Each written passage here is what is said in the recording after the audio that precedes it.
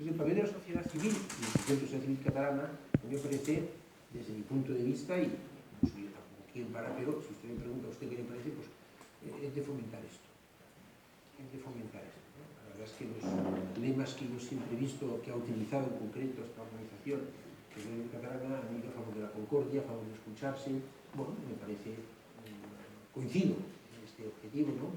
Y que preside, pues, a favor de la neutralidad de esta escuela, me parece que está bien, porque las instituciones son de todos los ciudadanos, y por tanto, pensemos lo que pensemos, y lo que hace lo que tiene, lo que es bueno que hagan, o sería bueno que hicieran, es impulsar este cambio, ¿no?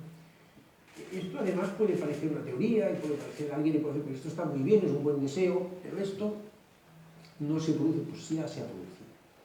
Cuando hemos trabajado así, y esto lo cuento no porque me lo hayan explicado, sino porque lo he vivido, cuando hemos trabajado así, sentándonos, hablando, discutiendo, intentando llegar a acuerdos, pues nos ha ido bien. Por ejemplo, luchando contra la pandemia. Pusimos en marcha mecanismos que ya existían en germen, como la Comisión Interterritorial del Sistema Nacional de Salud, bueno, donde estudiamos gente de maneras de pensar muy distintas. Es verdad que era un momento, en fin, muy excepcional, eso es verdad, que ayudó, pero ha funcionado, ha funcionado. Entonces, me parece que por dificultades que haya, que hay, obvias, ¿no? Pues es el camino, a mí no se me ocurre otro, y estoy empeñado en poner todo de mi parte para que esto funcione. Hoy el ministro de la Presidencia, Félix Bolaños, ha visitado Barcelona precisamente para reunirse con Laura Vilagrà para sentar de nuevo una de las patas de ese diálogo, que es el diálogo entre Gobierno y Generalitat, que era un diálogo muy maltrecho en los últimos meses por desconfianzas mutuas. ¿Se va a recomponer, por lo menos, ese puente? Sí, yo creo que sí. Y bueno, es que también una observación mínimamente atenta de la realidad de Cataluña, pues nos enseña cuál es el camino, ¿no? Es verdad que la realidad se puede contemplar desde muchos ángulos y se puede analizar desde muchas perspectivas y no se puede dejar, pero hace 2 o 3 semanas arrancamos la semana, creo que fue la semana anterior o hace 2, ¿no? Arrancamos la semana con 2 buenas noticias, ¿no? La renovación hasta el año 2030 como mínimo del Mobile World Capital, el Mobile World Congress, también esta era una noticia buena. Y otra noticia muy buena fue la aprobación por el Consejo de Ministros, que se une extraordinariamente porque era por la cumbre de la OTAN, del rescate industrial más importante de la historia de España. Ojo, el más importante de la historia de España, a una empresa catalana, Celsa. 550 millones de euros. Uno analiza estas 2 noticias que son positivas y ¿esto cómo ha funcionado? Pues trabajando juntos. En Mobile World Capital, y ya sé que el miembro del gobierno dijo, esto ha funcionado porque se decidió en Kuala Lumpur. No ha examinado atentamente cómo funciona esto. Ahí está, es un patronato en que están las 3 instituciones. El gobierno de España, el gobierno de la Generalitat, el Ayuntamiento de Barcelona. Ha funcionado, hemos trabajado juntos. La defensa, es verdad que era una decisión del gobierno de España, el Consejo de Ministros, yo podía decir, fíjate, el Consejo de Ministros, pero es verdad también que trabajaron en esa dirección, me consta, el gobierno de la Sanidad, me consta el gobierno vasco, juntos. 2 noticias positivas que no hay tantas en Cataluña. Por tanto, ¿cómo se ha hecho esto? ¿Con señales de humo? No, dialogando. Sentándose en una mesa, hablando y llegando, en este caso, a acuerdos. Otras veces no se llega a acuerdos. Bueno, no siempre, pero cuando las cosas no salen bien, yo pongo estos ejemplos, pero si analizáramos meses atrás encontraríamos más de ejemplos positivos y concretos, no son teorías, cosas concretas que han funcionado bien fruto de un ejercicio sincero de diálogo, ¿no? O si quiere incluso fuera del ámbito de la política, ¿no? Habrá quien pueda estar más de acuerdo o menos de acuerdo, pero visto lo que estamos viviendo estas semanas y lo que parece que nos pueden llevar a los próximos meses, me parece que ha sido bueno que haya habido un acuerdo para reformar el mercado laboral entre la patronal y los sindicatos, ¿no? Bueno, pues esto también fue un ejercicio de diálogo, en este caso, si quieren ustedes, sin los actores políticos, con actores sociales, y es verdad que con un rol constitucionalmente reconocido, ¿no? Por cierto, algunos que predican y exigen el diálogo campanudamente no siquiera fueron capaces de respetar y de votar a favor del acuerdo al que llegaron esos interlocutores sociales. Por lo tanto, las buenas noticias que hemos tenido vienen de ahí. Y claro que dialogar exige más esfuerzo que no hacerlo. Y más coraje que no hacerlo. Porque que tienes que moverte de tus posiciones y tienes que hacer un ejercicio de escucha, a veces incluso de empatía, a veces de santa paciencia. Pero, bueno, pero al final, pues, está bien o no que tengamos el rescate industrial más importante de la historia de España, está bien o no que tengamos el World Congress hasta el 2030 como mínimo, está bien o no que haya un acuerdo, una reforma laboral. ¿No hubiera sido más fácil para un dirigente sindical, un dirigente personal, quedarse en una posición pura y ante los suyos decir, oiga, yo he conseguido, y ¿qué ha conseguido? O sea, al final, así se avanza, ¿no? Y yo, me parece que además, un estímulo fundamental para, al menos yo cuando a veces pienso, hombre, esto es muy complicado, no sabe qué paciencia, miro cómo está el mundo, miro lo que está pasando en el mundo, miro lo que está pasando en Europa, el ataque a los otros, y pienso, es que habrá que ir juntos. Es que habrá que ir juntos. O sea, creo que un estímulo, para resumirlo, muy importante en ese ejercicio, a veces difícil de diálogo, es el contexto internacional que estamos viviendo y, dicho más crudamente, el ataque a los valores europeos que estamos sufriendo desde el 24 de febrero de este año. Usted, en su tarea como jefe de la oposición en el Parlamento, ha incidido mucho durante este año, especialmente en temas económicos. No ha ocultado una cierta percepción de que los años de parálisis institucional que se han llevado asociados al procés han tenido un coste económico para Cataluña. Esta semana le recriminaba al presidente aragonés que no se esté siendo suficientemente ágil en la gestión de los fondos europeos desde la Generalitat. ¿Se puede recuperar ese camino? Se debe recuperar, ¿no? Me parece que una prioridad en estos momentos clara para cualquier gobierno es la generación de prosperidad, ¿no? Se están como repartiendo otra vez las cartas de la baraja, ¿no? Está transformándose todo muy rápido. Hay una cantidad muy importante de recursos que vienen de Europa en forma de fondos europeos que hay que saber invertir y invertir bien, ¿no? Y me parece que todo lo que tiene que ver con la generación de prosperidad es muy relevante, ¿no? Y es verdad que en los últimos años, sin discusión, en los últimos 10 años, la última década, ha habido, a mi modo de ver, una desorientación en el gobierno de la Generalitat y se han dedicado muchas energías a cuestiones que no, desde mi punto de vista no han sido buenas para Cataluña, y me parece que ahora se sigue dedicando mucha energía a esto y yo creo que la prioridad número uno tiene que ser esta, ¿no? Y es verdad que hablo mucho de esto y sobre todo hablo mucho de autoexigencia, ¿no? Porque a mí me parece muy bien, que es incluso su papel, ¿no?, el gobierno de la Generalitat, de cualquier comunidad autónoma, de exigir a otras instancias gubernamentales, sea el gobierno de España, sea ellos, que hagan su trabajo. Me parece muy bien, ¿no? Estamos en un mundo muy interconectado, hay varios niveles de administración con papeles distintos y complementarios. La Comisión Europea, que tiene mucho que ver en nuestra vida cotidiana, sin su autorización no hubiéramos podido aplicar medidas para reducir el precio de la electricidad, el gobierno de España, las comunidades autónomas, las diputaciones. Hay que trabajar, pero, y para eso decían que exijan, ¿no? Pero esto de constantemente que la culpa sea de nosotros, del gobierno de España, de los ayuntamientos, de la CIA, del KGB, oiga, ¿y usted? Entonces, permíteme, o sea, usted exige, me parece muy bien, pero usted, ¿por qué ha invertido solo el 12,6% de los fondos que ya tiene ingresados en su cuenta corriente de fondos europeos? Casi 1.500 millones que le han llegado a su cuenta y ha invertido solo 100%. ¿Por qué no ha hecho esto? No, es que es muy complicado. Bueno, pues también será complicado para nosotros. Pero es que la Comunidad Valenciana ha hecho casi un 70%.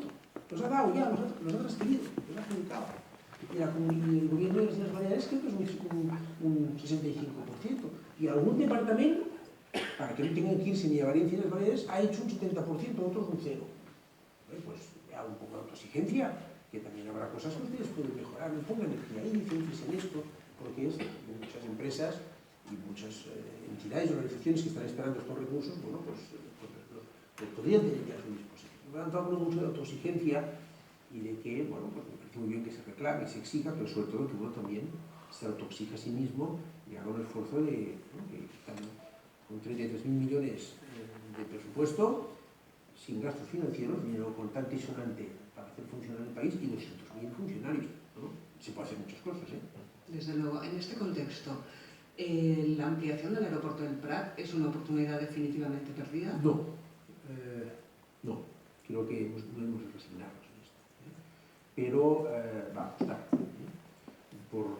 Bueno, pues porque nos hicieron, el gobierno tiene una postura de división en este asunto, como en tantos otros. A mí me parece que en esto, cuanto menos tiempo perdamos para tomar una decisión acertada, que a mi juicio es la de la ampliación, pues mucho mejor. Es verdad que la movilidad aérea va a cambiar, se va a hacer más sostenible, como ustedes saben, pues, investigaciones importantes en marcha, pues, en materia de combustibles, en materia de... pero va a seguir moviéndose la gente y volando. Y necesitaremos aeropuertos para que despeguen y aterricen los aviones. Esto es bastante sencillo de entender, ¿no? O despegan y aterrizan aquí o lo harán en otro sitio. Y la movilidad, la conectividad, todos los expertos dicen que es fundamental para el desarrollo económico.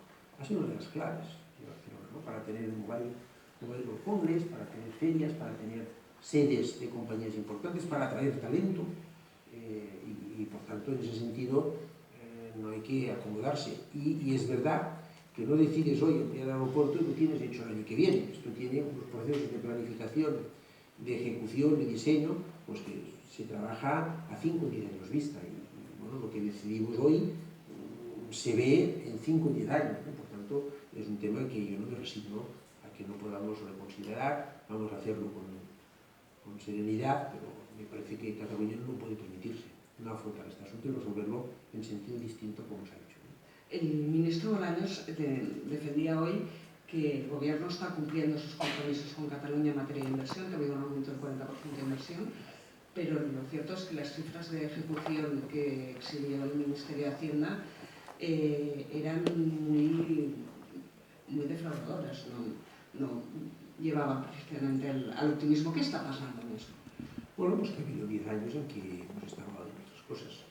Ha habido 10 años en que aquí, con el Secretario de España, bueno, pues no han desarrollado los proyectos. Fíjese que, en fin, para tener proyectos ejecutivos, es decir, adjudicables y ejecutables, pues, son proyectos de infraestructuras complejos de diseñar y de consensuar en Cataluña, que tienen unos tiempos de tramitación importantes. Eso es un factor que está ahí, se está corrigiendo efectivamente. Y luego, pues también ha habido circunstancias excepcionales que han habido estos años que no han ayudado, y luego también, digámoslo todo, cuando el gobierno de España, digamos, a ver, hace 40 años que estamos hablando del cuarto cinturón, la ronda de Vallés, díganle como que 40 años, que yo recuerdo, alcalde de la ronda de Vallés del año 95, y hablábamos de eso. Y no ha habido acuerdo del trazado aquí. Se llega a un acuerdo en un tramo. El gobierno de España dice, dígame usted cuánto cuesta. No, ahora le tengo que ejecutar yo el gobierno de España. Dígame usted, señorita, cuánto cuesta este tramo en que se han puesto de acuerdo. Me dice, ¿cuánto cuesta? Le doy el dinero y lo hace usted. Quedan para formalizar este convenio, este acuerdo, de transferencia directa de dinero para que lo hagas tú, Generalitat de Cataluña, como tú has acordado con los ayuntamientos. Quedan para firmarlo los alcaldes de Sabadell, Terrassa y la Generalitat, y media hora antes el presidente dice, no vayas. Esto es serio. Esto que van a contarlo como una inversión ejecutada del Estado, que yo niego, esto es una inversión, digamos, aparte que es un desprecio, no a los alcaldes ni a la ministra, incluso a los ciudadanos de estas dos, del Vallés, de este Vallés, ¿no? Todo esto, en fin, hay problemas a veces aquí, como el aeropuerto. Imagínense ustedes que el gobierno de España hubiera dicho, vamos a ampliar el aeropuerto de Madrid, vamos a ampliar, y el de Cataluña no. ¿Qué hubieran dicho?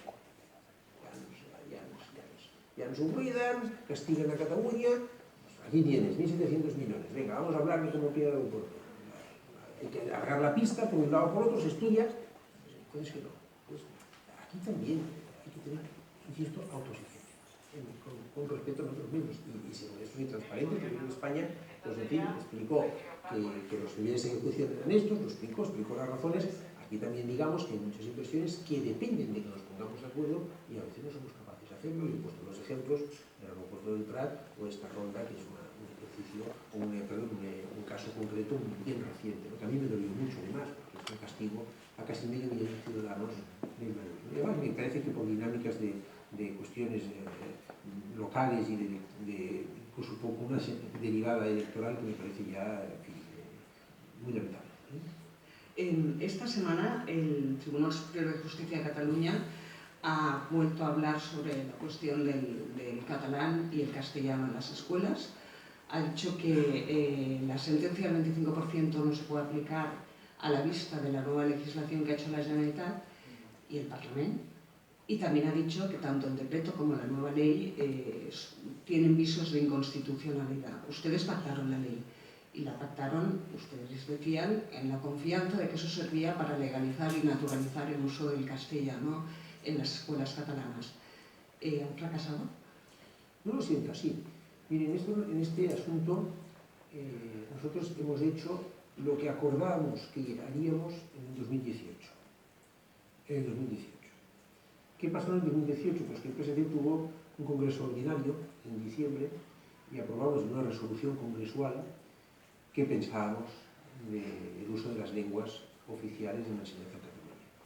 Y dijimos, uno, que el catalán nos parece que tiene que ser centro de gravedad; dos, que el castellano tenía que tener mayor presencia; tres, que nos parecía que como mínimo una asignatura más tenía que darse en castellano. Nosotros aprobamos una resolución muy resumida, 2018, no había todavía este tipo de debates.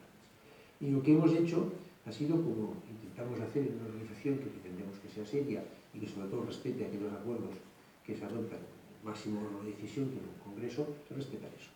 Por tanto, ¿qué dijimos? Oiga, nada de la legislación o ninguna parte de la legislación autonómica en esta materia reconoce al castellano como una lengua de aprendizaje.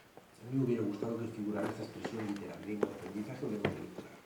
De verdad que es un tema muy sensible en ambos sentidos, quiero decir, para una parte de la población catalana parlante y también para una parte de la población castellano parlante o catalán lengua materna, castellano lengua materna, y nosotros pues, nos avenimos a acordar y a sentarnos y a hablar, y al final, después de un proceso bastante tortuoso, pactar una ley para el uso de las lenguas oficiales en enseñanza no universitaria que le daba al castellano, que le da al castellano el rango de lengua de aprendizaje. No solamente una lengua que aprender, sino una lengua para aprender otros contenidos de la enseñanza en Cataluña. Eso se plasmó en la expresión uso curricular y educativo. El Consejo de Garantías Estatutarias interpretó en su dictamen que esa expresión concreta le daba, significaba, debía ser interpretada como dando rango de lengua de aprendizaje o vincular el castellano, y eso es lo que votamos a favor, ¿no? Eso es importante. Eso es importante, porque quiere decir que ya hay un anclaje legal claro en la legislación catalana, pues eso, se otorga al castellano el rango de lengua de aprendizaje como nosotros pensamos que debería de ser así, ¿no? El decreto ley no le dimos apoyo. ¿Por qué? Bueno, pues porque manifestaba explícitamente que no tenía que haber porcentajes, la fijación de porcentajes en la enseñanza primaria y secundaria. Nosotros pensamos que es conveniente que nos hable de porcentajes y que en función de la realidad sociolingüística de cada centro escolar o de cada zona se adopten las decisiones que pedagógicamente sean más adecuadas para garantizar el dominio de ambas lenguas, ¿no? Pero, a pesar de que pensamos esto, no quisimos dar apoyo a este decreto porque entendimos que se hacía con un ánimo de confrontación con una resolución del tribunal y no quisimos darle apoyo y no le dimos apoyo. El Consejo de Garantías Estatutarias también validó este decreto ley, que salió adelante sin nuestro voto contrario, y el Tribunal Superior de Justicia de Cataluña ahora entiende que puede haber motivos de inconstitucionalidad y plantea una cuestión de inconstitucionalidad. Vamos a ver en qué resulta esto y estaremos a lo que digan los tribunales, ¿no? Nosotros siempre respetamos, siempre hemos defendido que guste o no guste, hay que respetar las soluciones de los tribunales. Nuestra posición va a ser la misma que acordamos en 2018. Sí al catalán como centro de gravedad, sí al castellano como lengua de aprendizaje, de uso curricular y educativo. Defender el catalán no es atacar el castellano en Cataluña, lo que hay que hacer es garantizar que se dominen ambas lenguas al final de la enseñanza obligatoria.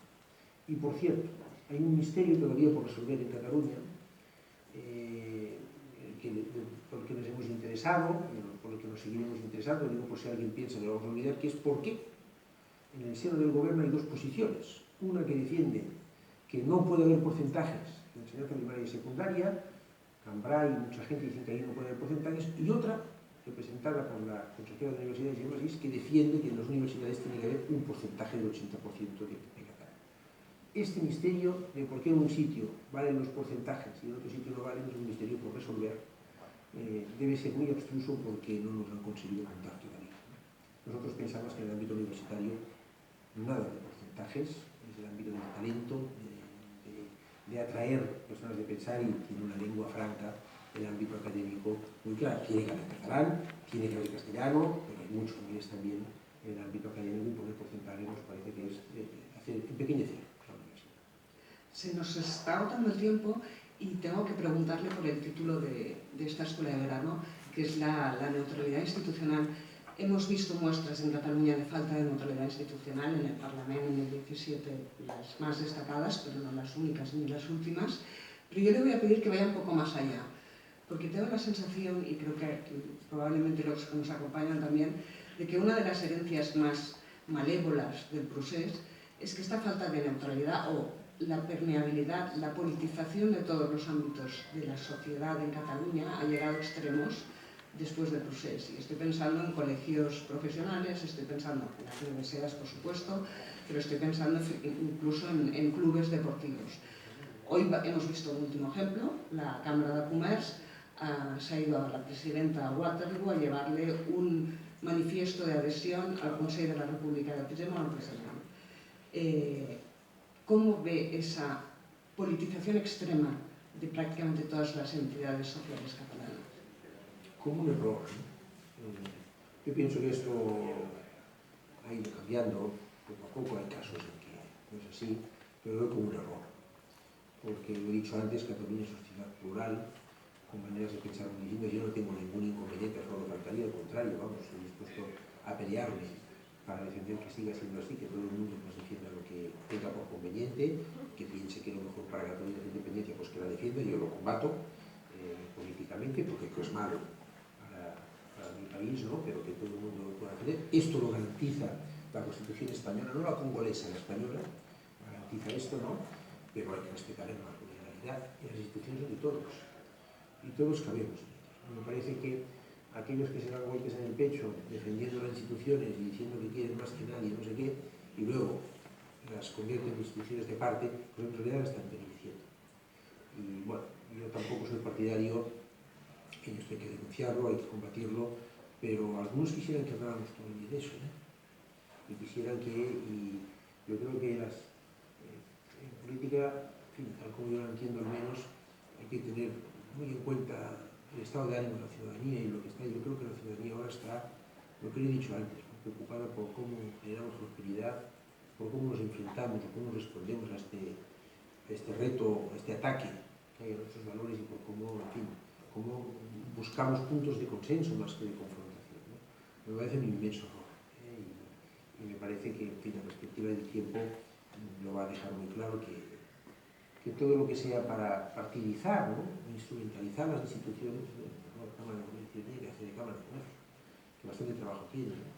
Y que quiera tener una posición política, pues que diga que vaya a un partido político, que funde uno, o que monte una asociación, pero lo demás de todo, ¿no? Es que vamos a ir con esto de dividir, buscar la división permanente, eso me parece que es muy contraproducente, es una espiral que, bueno, nos ha llevado donde nos ha llevado.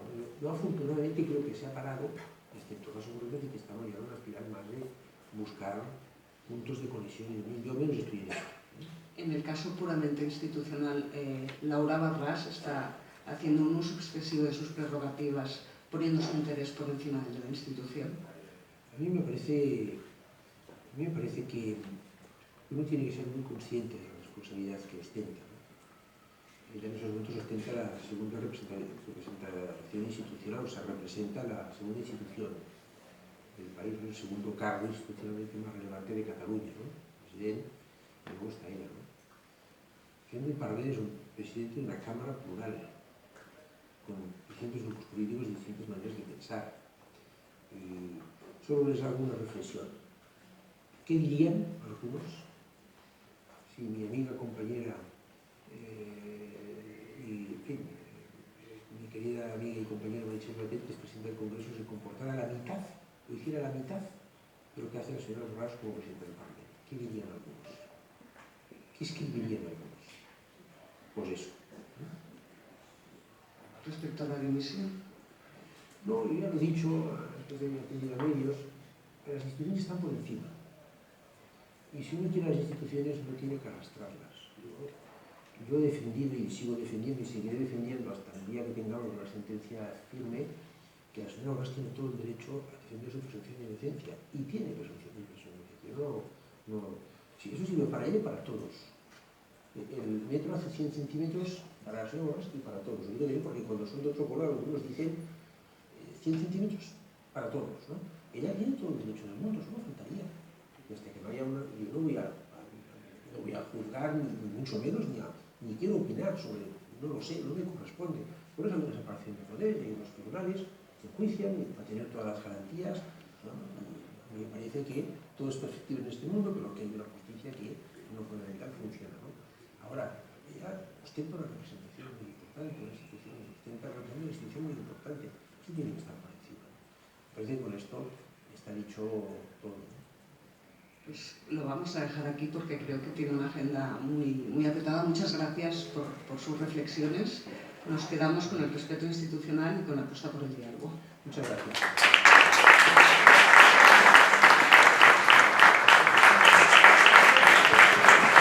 Vamos a tener exactamente hasta las 6:30, ¿es? Ahora son las 6. A las 6:30 en punto empezaremos